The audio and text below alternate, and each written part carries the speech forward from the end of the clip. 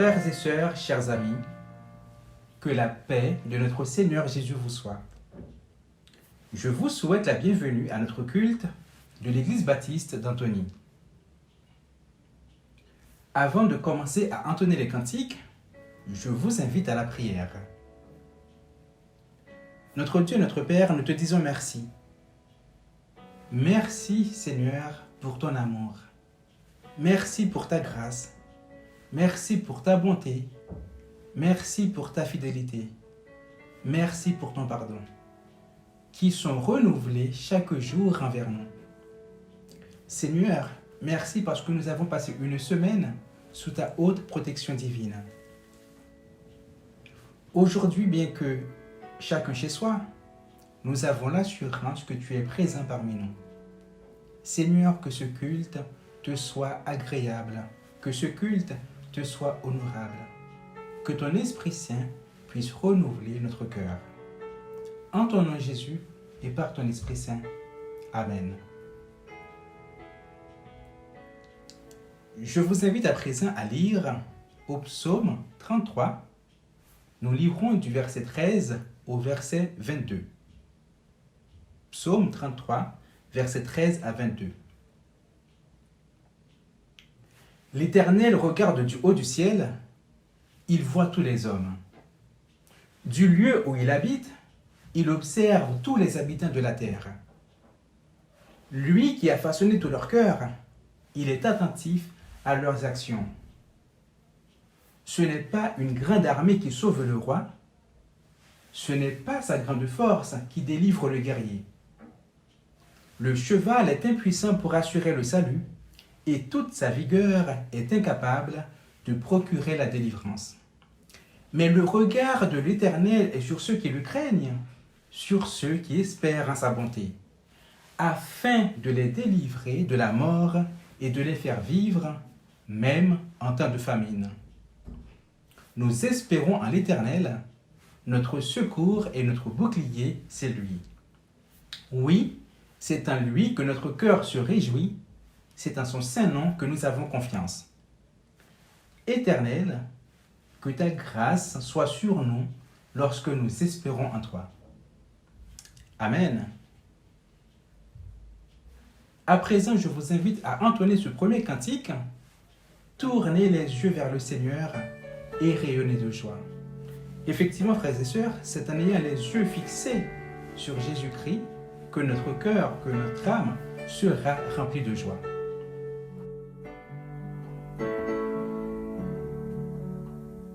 Tournez les yeux vers le Seigneur et rayonnez de joie.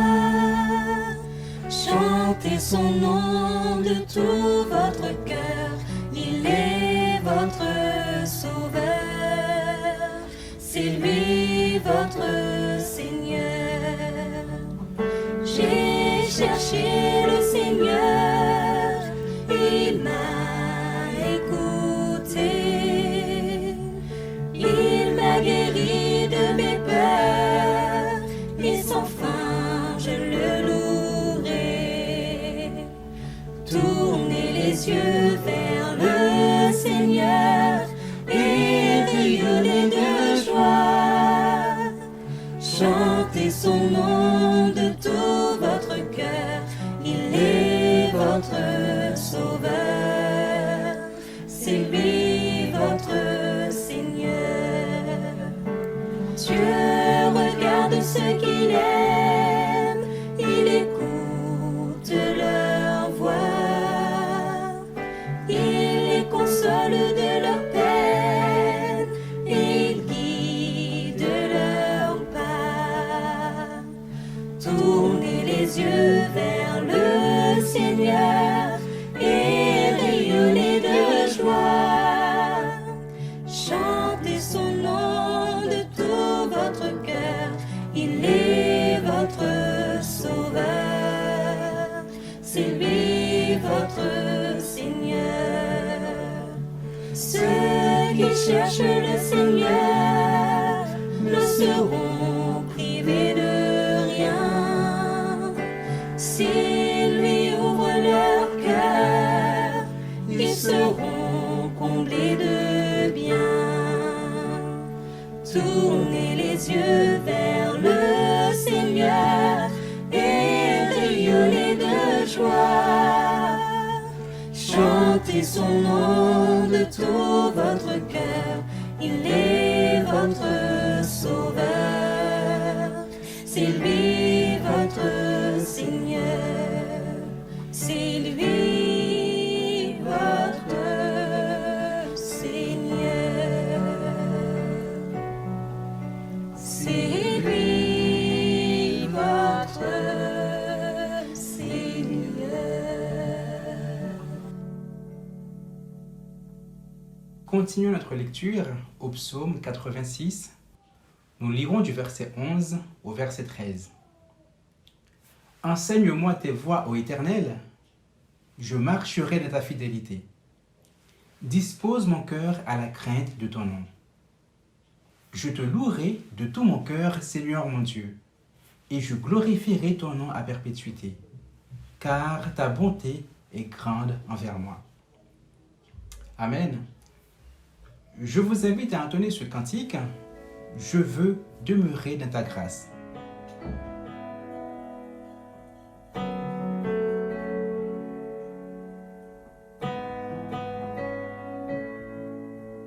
Je veux demeurer dans ta grâce. Je n'ai rien à donner, ni rien à te prouver. Je viens m'humilier devant ta face. Tu me connais si bien, je ne te cache rien. Il n'y a que toi seul, oh mon Jésus, qui ai connu mes craintes et mes frayeurs. Il n'y a que toi seul, oh mon Jésus, et d'un regard vienne apaiser mon cœur.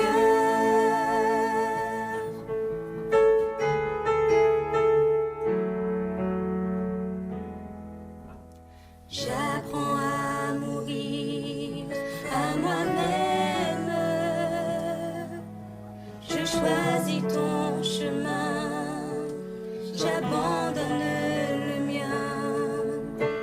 Ton esprit me guide et m'enseigne à dépendre de toi. J'ai tant besoin de toi. Il n'y a que toi seul, oh mon Jésus, qui ai connu mes craintes et mes frayeurs. Il n'y a que toi seul, oh mon Jésus, d'un regard vienne apaiser mon cœur.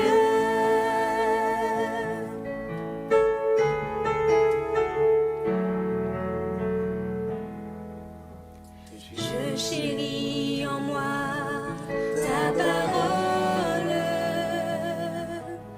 elle me parle de toi, elle fortifie ma foi.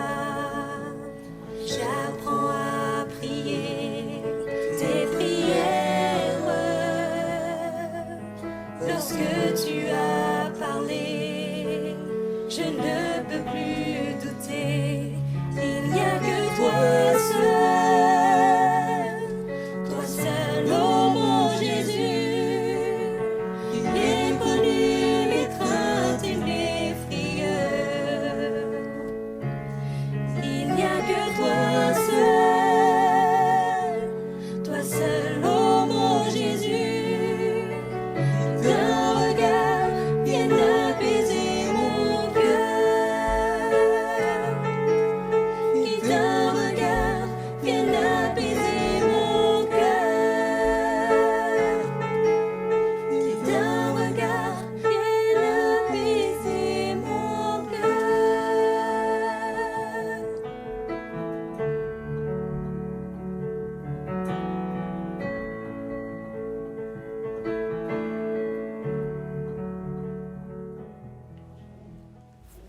Après plusieurs semaines d'une grave et historique crise sanitaire, nous commençons enfin à expérimenter le déconfinement progressif. Les temps que nous venons de vivre ont été particulièrement difficiles et plusieurs secteurs de la société ont été touchés par les impacts de cette crise. Le gouvernement, le monde académique, les églises, mais surtout la santé des personnes. Depuis plusieurs semaines, en effet, notre vie est marquée par un rythme différent.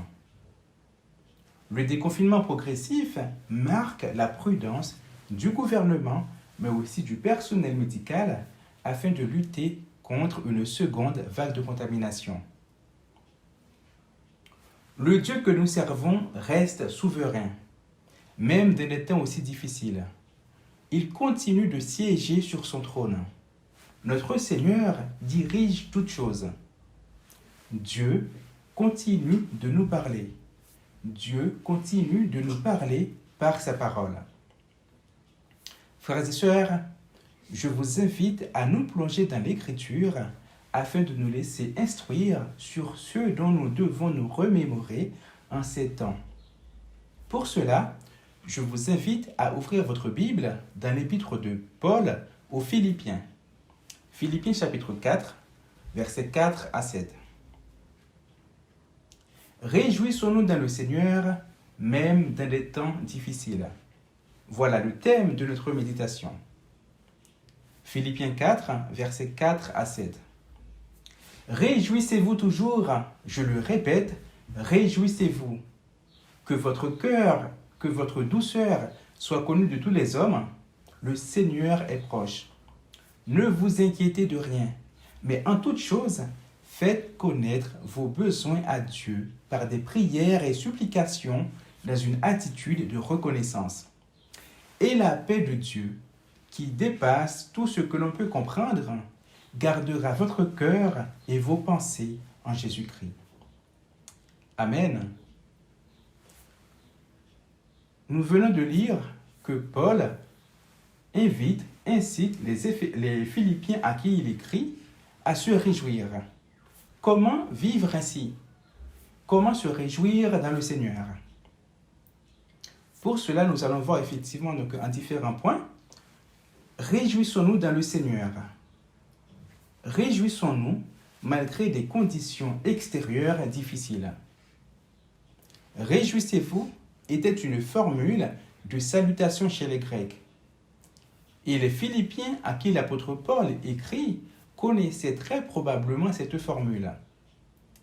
Et il est plus que probable que l'apôtre Paul ne l'utilisait pas au sens que l'entendaient ses contemporains.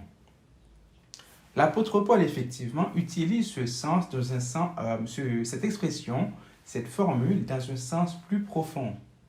L'apôtre Paul connaît bien des souffrances au moment où il écrit. En effet, dans le chapitre précédent, Paul parle ouvertement et simplement des conditions dans lesquelles il se trouve. Premièrement, l'apôtre Paul est attristé par la situation d'Épaphrodite, son collaborateur et compagnon de combat. Mais dans sa grâce, Dieu a pitié d'Épaphrodite. Deuxièmement, l'apôtre écrit aux chrétiens alors qu'il est lui-même emprisonné et est dans l'attente de son procès. Frères et sœurs, effectivement, l'apôtre Paul avait bien des situations de se plaindre, de se désanimer. Mais frères et sœurs, peut-être que vous aussi, vous traversez des épreuves difficiles en ce moment. Peut-être que vous avez peur de perdre votre travail. Peut-être que vous vous inquiétez de la garde de vos enfants alors que le travail reprend. Peut-être que vous avez peur d'être contaminé. Peut-être que vous avez peur pour votre famille, vos proches. Peut-être que vous pleurez la perte d'un être cher. Malgré toutes ces conditions extérieures difficiles, faisons nôtre cette exhortation, cet encouragement. Réjouissons-nous même dans des conditions extérieures difficiles. Réjouissons-nous dans le Seigneur, Même dans l'épreuve, Dieu reste fidèle. Notons bien que l'apôtre Paul ne nous dit pas « Réjouissez-vous ». Paul nous invite à nous réjouir dans le Seigneur. D'autres traductions proposent « Réjouissez-vous d'appartenir au Seigneur » ou alors « Réjouissez-vous de tout ce que le Seigneur est pour vous ». Notre responsabilité en tant que chrétien est d'obéir, qu'importe les circonstances. En effet, aussi misérable que puisse être la situation du chrétien, le chrétien possède les raisons les plus valables de se réjouir en Christ, son Sauveur, son Maître. Un exemple, le pardon des péchés. Quelle joyeuse, quelle excellente raison de se réjouir. Ou alors, la perspective de la vie, de résurrection. Ou alors, la consolation de l'Esprit Saint. Et bien d'autres privilèges encore que nous avons, frères et sœurs, de nous réjouir. Alors oui, nous réjouir dans le Seigneur, c'est possible. Oui, en toutes circonstances, car notre Dieu ne change pas. Fidèle, Dieu nous renouvelle sa grâce chaque jour. Et en exhortant les chrétiens à la joie dans le Seigneur, l'apôtre les invite à aller à la source intarissable de cette joie. Puisque nous puisons notre joie dans le Seigneur, alors nous pouvons nous réjouir, être joyeux dans un monde rempli de tristesse. Nous pouvons être joyeux dans les rudes combats que nous menons contre le péché. Nous pouvons être joyeux malgré la maladie, la souffrance et même la perte de notre chair. Réjouissons-nous dans le Seigneur, car c'est en lui que se trouve ce que rien ne peut changer. Juste après cet appel à la joie, Paul invite les chrétiens à l'amabilité, à la douceur envers les autres. Agissons avec bonté envers les autres. Une telle recommandation, à notre époque, paraît contradictoire, voire impossible. Et dans notre culture, tout nous incite à être connus pour notre agressivité, pour notre force naturelle, pour notre supériorité. Et généralement, on constate qu'une personne douce ne cherche pas à être connue. Malgré cela, Paul appelle les chrétiens à agir avec douceur. Dans d'autres versions, nous pouvons lire « Faites-vous connaître par votre amabilité envers tous les hommes ». Ce que l'apôtre Paul veut ici, c'est que nous nous concentrions sur notre douceur pour que celle-ci soit, pour que notre douceur soit finalement, ce soit telle qui nous fasse connaître. Mais comment être doux? Comment faire preuve d'amabilité en ces temps-ci? Voyons effectivement deux possibilités. Tout d'abord, nous sommes appelés à montrer de l'amabilité et de la considération envers les autres. Et en ces temps de déconfinement, en veillant à une hygiène rigoureuse, en respectant les mesures de distanciation sociale, en suivant les mesures gouvernementales, ce sont divers moyens de montrer notre amabilité envers les autres. Deuxièmement, nous sommes appelés à soutenir par tout moyen, y compris financièrement, ceux qui souffrent d'extrême pauvreté à cause de cette pandémie. Il est vrai que cela peut impliquer de notre part une privation, un sacrifice. Frères et sœurs, notons que l'apôtre ici ne dit pas que les chrétiens doivent agir avec douceur, avec amabilité envers les frères et sœurs, à savoir les chrétiens uniquement.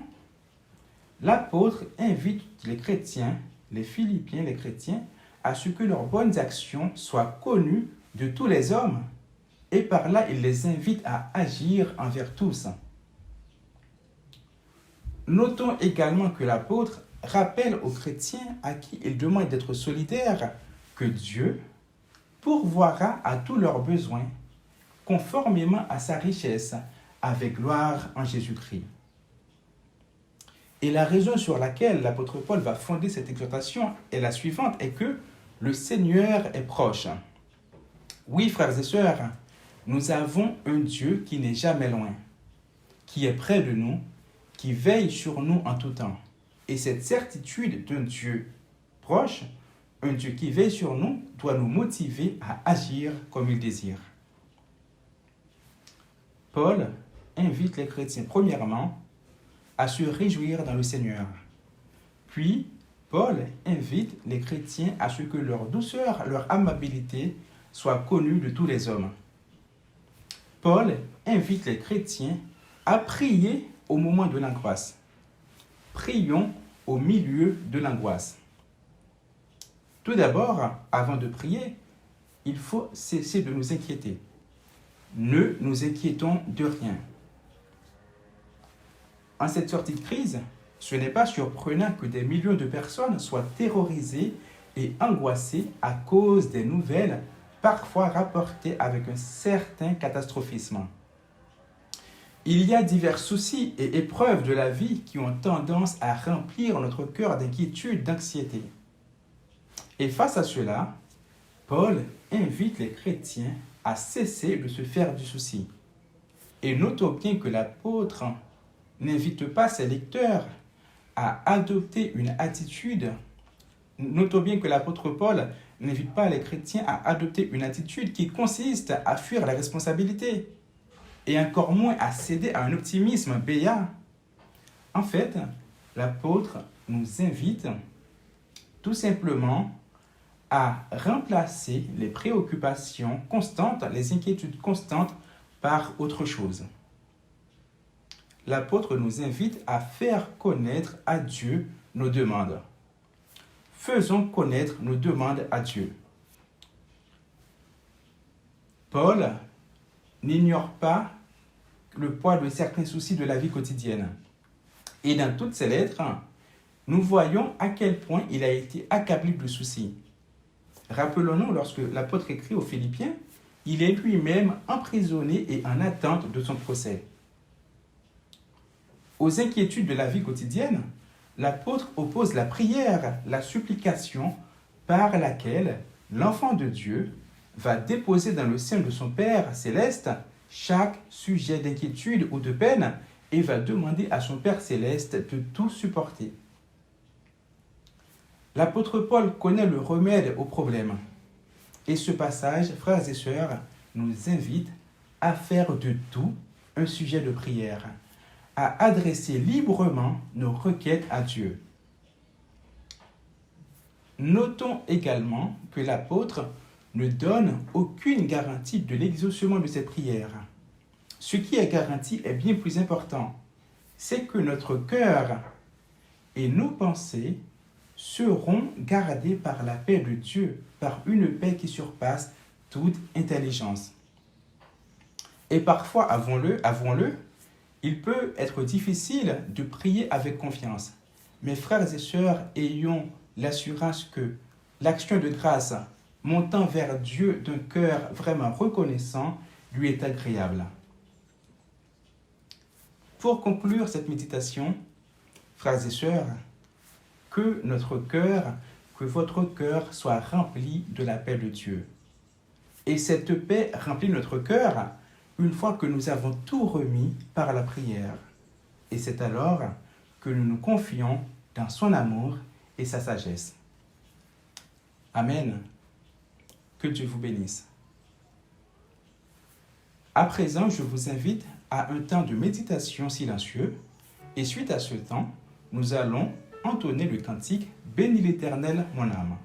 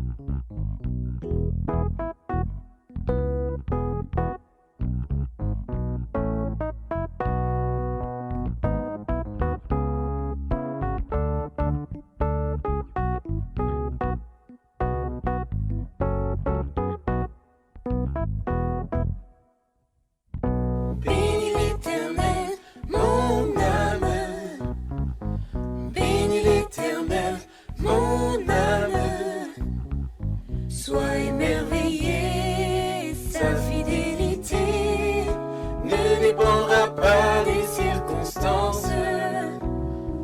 Bénis l'Éternel, mon âme. Bénis l'Éternel, mon âme. Écoute sa voix, il dit que ta foi déplacera toutes les montagnes. Bénis l'Éternel, ô mon âme. Quand tout s'effondre, sombre, je sais que tu es là et que m'importe si les portes se ferment sur mes pas. Je suis en marche sous l'arche de ton amour pour moi. Jésus, tu es roi et j'avance à ta suite. Bénis l'Éternel, mon âme. Bénis l'Éternel, mon âme.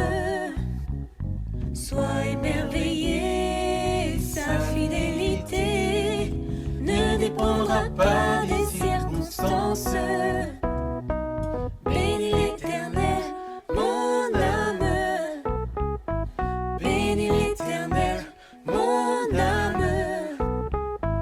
Écoute sa voix, il dit que ta foi déplacera toutes les montagnes. Bénis l'Éternel, ô mon âme.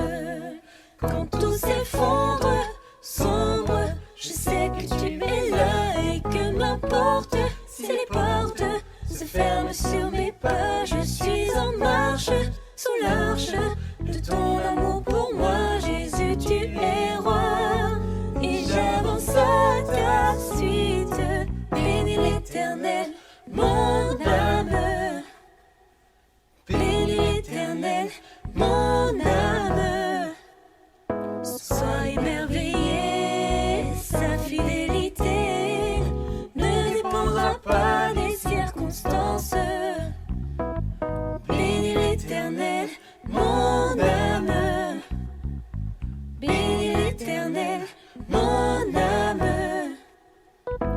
Écoute sa voix, il dit que ta foi déplacera toutes les montagnes. Bénis l'Éternel, ô mon âme. Bénis l'Éternel, mon âme. Bénis l'Éternel, mon âme. Sois émerveillé, sa fidélité ne dépendra pas des circonstances. Bénis l'Éternel, mon âme. Bénis l'Éternel, mon âme. Écoute sa voix, il dit que ta foi dépassera toutes les montagnes. Bénis l'Éternel, ô mon âme. Bénis l'Éternel, ô mon âme.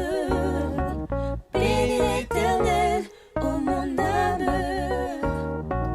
Bénis l'Éternel, bénis l'Éternel, bénis l'Éternel, ô mon âme.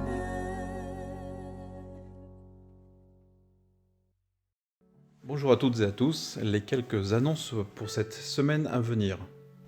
Ce lundi 18, demain donc, le conseil de notre église se réunit et nous sommes tous invités à les porter dans la prière, que Dieu puisse les inspirer et leur accorder la sagesse pour toutes ces questions et défis qui se présentent à l'église pour les semaines à venir. Bonjour à tous.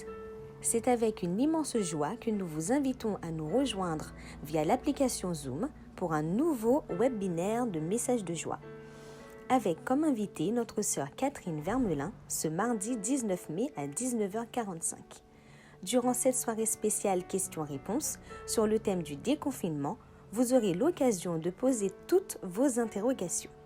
Venez nombreux et soyez bénis. À bientôt pour un nouveau message de joie. Enfin, vendredi 22 mai, toujours à 20h, nous est proposé une réunion de prière pour toute l'Église, bien évidemment, où nous pourrons profiter de cette occasion pour remettre toutes choses entre les mains de notre Seigneur, que ce soit des joies, des incertitudes, des questionnements. Nous sommes vraiment tous invités à vivre ce moment en communauté, donc vendredi 22 mai à 20h. En attendant ces rendez-vous, je vous souhaite à tous une excellente semaine dans la grâce et la paix de notre Seigneur. Que la paix de Dieu, qui dépasse tout ce que l'on peut comprendre, gardera votre cœur et vos pensées en Jésus-Christ. Bon dimanche et bonne semaine.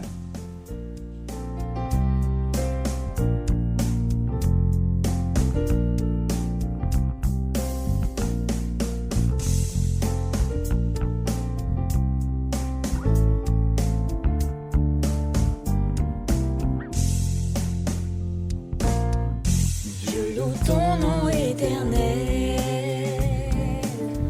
Seigneur, je célèbre ta bonté. Quelle joie tu vis en moi. Quelle joie tu viens pour nous sauver. Je loue ton nom éternel. Seigneur, je célèbre ta bonté. Quelle joie tu vis en moi. Quelle joie tu viens pour nous sauver. Tu viens du ciel sur la terre, montrer la voie de la terre à la croix, payer pour moi, de la croix jusqu'au tombeau et du tombeau jusqu'au ciel. Je loue ton nom éternel. Je loue ton nom éternel. Je loue ton nom. Seigneur, je célèbre ta bonté. Quelle joie tu vis en moi. Quelle joie tu viens pour nous sauver. Je loue ton nom éternel. Je loue ton nom. Seigneur, je célèbre ta bonté. Quelle joie tu vis en moi. Quelle joie tu viens pour nous sauver. Tu viens du ciel sur la terre, montrer la voie de la terre à la croix, payer pour moi, de la croix jusqu'au tombeau et du tombeau jusqu'au ciel. Je loue ton nom éternel. Tu viens du ciel sur la terre, montrer la voie de la terre à la croix, payer pour moi, de la croix jusqu'au tombeau et du tombeau